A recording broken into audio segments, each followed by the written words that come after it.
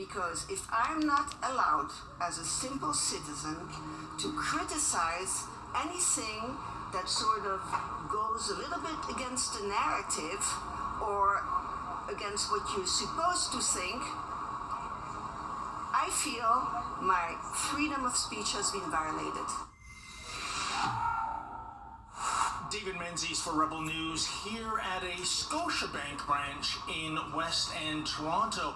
And folks, I ask you this, do you remember the good old days when the big Canadian banks were all about, financial services? And I ponder that question because thanks to wokeness, we increasingly see people losing their bank accounts or having their bank accounts frozen due to, wokeness. Consider what happened in 2022 when thousands of Canadians had their bank accounts frozen just for donating online to the Freedom Convoy. It was a shocking slap in the face. As of today, piece of shit, or other financial fascist, service provider asshole, will be able to corrupt piece of shit, freeze or suspend an account without a court order. So your account, I'm not sure if you're aware, but there was a CMA under the Measures Act.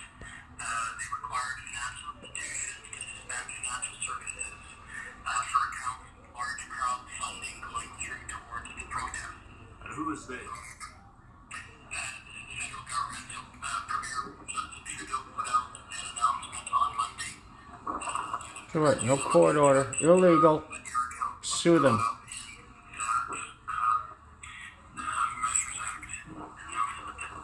So you guys have not only frozen my account, but suspended my account? We're working on this as well. Came down here with the Freedom Convoy here in Parliament Hill, Ottawa, and my bank account has gone frozen. And you might recall my interview last year with Gary Duke of Grand Prairie, Alberta. He asked a question politely about the Pride multicolor Scotiabank app when it was going to be deleted from his phone, given that they were no longer in Pride Month. And for having the temerity to say that, he was told, that's it, you're done, pack up your account. Punch him in the go. face. And folks, that is the reason why we are here today. Meet my guest. We're going to call her Jane. Jane is not her real name.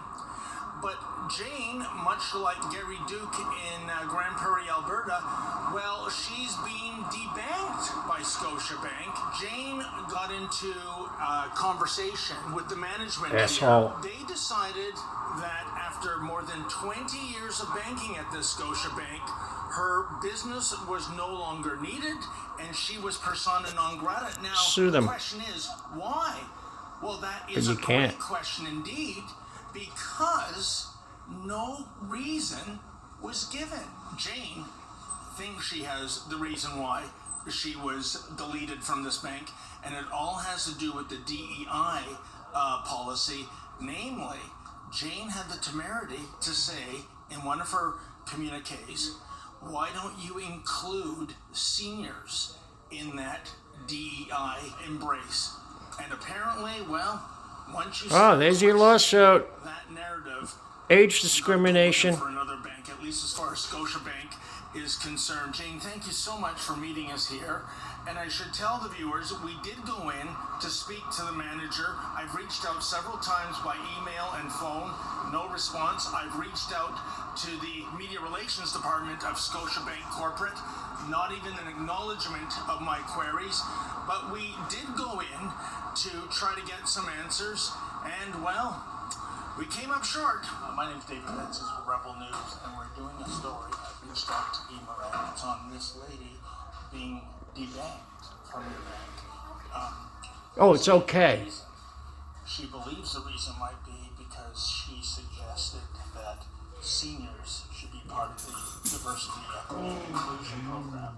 Ma'am, is there anyone that could come on camera and explain why, for her suggestion of altering the diversity, equity, and inclusion policy, that means she's debanked, she's not a customer? So I don't know anything regarding the situation because Quiet. Okay. as probably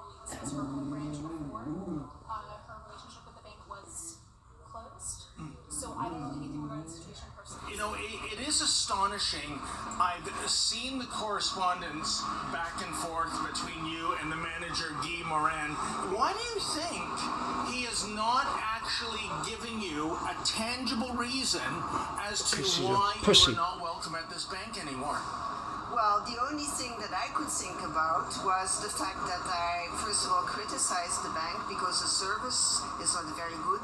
Like you leave emails, you leave messages. Is that a It's also French bank accent where she the has? allocation of the staff Maybe they hate the French. Is every 2 or 3 months replace managers every 3 years. And when we went in, there's no name tag, so you don't know whom to address. So anyway, I complained about the services and then Boycott the bank. Boycott Scotiabank. What I mentioned is the fact that Boycott Canada. seniors like myself, I mean, I do basic computer, but I don't have a cell phone. I don't do any apps, things like that. And when I go in, they tell me, go online. And I say, I'm here specifically. What are you here for? I'm here specifically because I don't know how to do it online. We were there for 2 reasons. One, to get an explanation why you're persona non grata. And secondly, they still have a small amount of your money. Now, they can't have it both ways. They can't fire you as a customer and then keep your money, right? Absolutely. And not only that, but I wrote a letter. I was polite. Even I closed the letter by saying, welcome to this bank. I know you have 2 banks, so it's a lot of work. I read your letters, and they're very polite. But my goodness, you're being treated as though you're some kind of a con woman, or you've got links to Friar. a terrorist organization. She a Christian? Maybe she's a Christian. They hate Christians. Just like the French do. And the Democrats do. They don't have to give you a reason. So go and look in your agreement. Well, 1998 I signed the opening agreement. Do you think I still have it? No. And the headquarters did not want to give me a copy. They say go to the bench, which we did today. And she doesn't know either. I asked him, can I get a copy of that? They don't have it. Sue them for age discrimination and race discrimination. So I'm here at the branch, following directions. And so would you be able to have that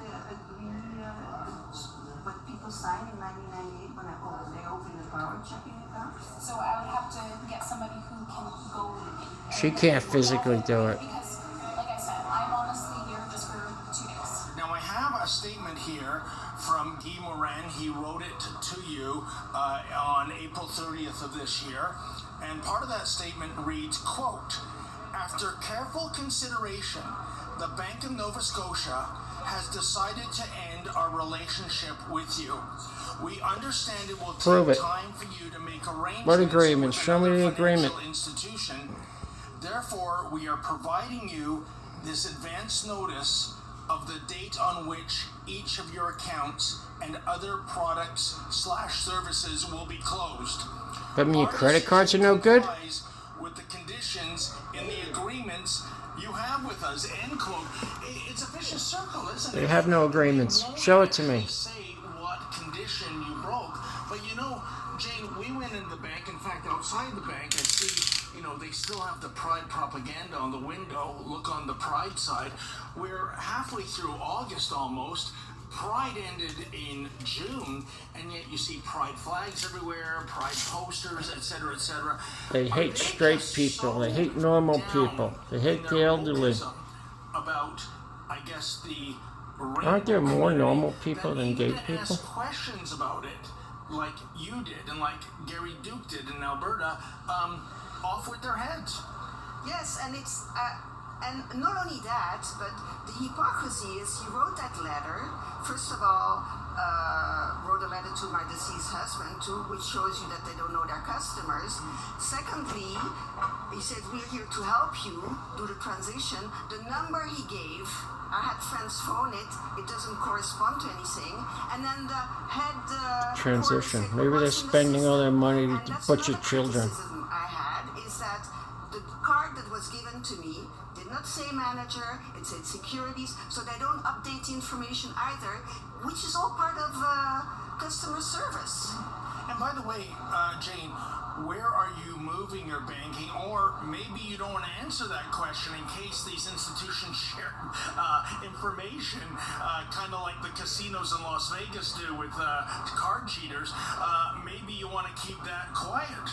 Absolutely, because now I'm scared. So I'm going to be, even though I'm a person that if I see something is wrong, I speak out.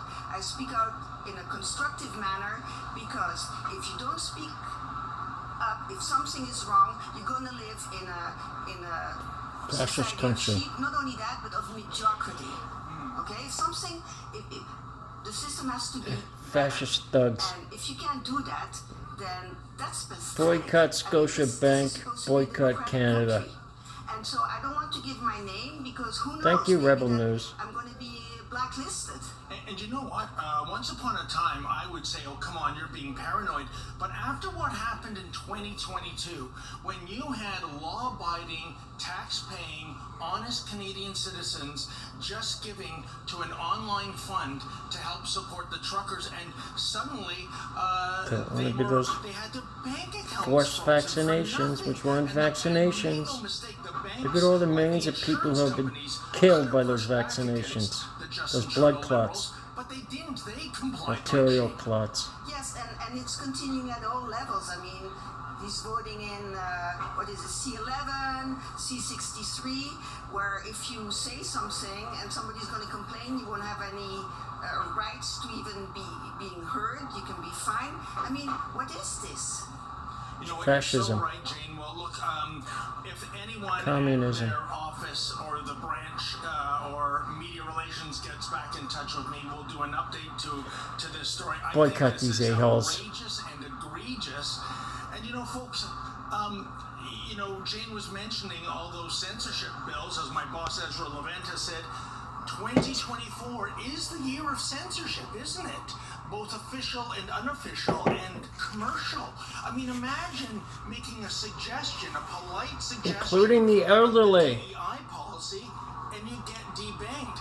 And by the way, speaking of Ezra and Rebel News, I gotta say, don't forget what happened to us in December of 2021. We were looking at purchasing some Calgary real estate for our office there. We were approved by a Calgary Royal Bank of Canada manager, and when it went through just to get rubber stamped at Toronto's head office, we were declined. Did it have anything to do with Rebel's financial wherewithal, our credit rating, anything like that? No, they just didn't like our editorial bent. Can you imagine?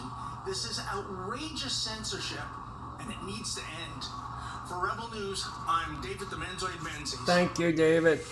Thank you, Rebel News. Keep fighting for freedom. Tells you the other side of the story, but the fact is we need your help, unlike the mainstream